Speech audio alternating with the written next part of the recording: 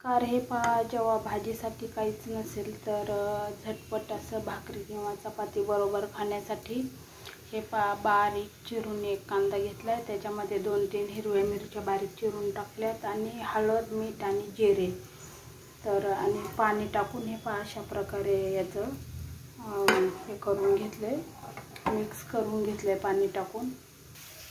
हे पहा, तव्यावर 1 चम्मच तेल टाकून ढोशाप्रमाणे हे सगळं टाकून घेतले, याच्यावर ते पसरून घ्यायचं आणि 1 मिनिट असं भाजून द्यायचं एका साईडने।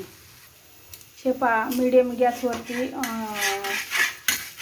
एक साईड भाजली का साईड पलटी करायची। तेल नाही टाकलं तरी चालतं, टाकायचं असेल तर टाका थोडंसं। आणि आता परत मीडियम गॅस करून चांगलं 1 मिनिटभर भाजून द्यायचं एका साईडनी।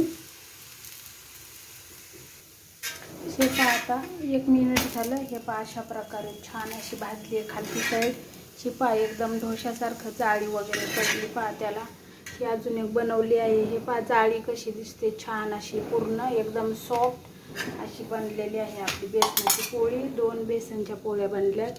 ही खूप गरम आहे तर ही तुम्हाला मी दाखवते।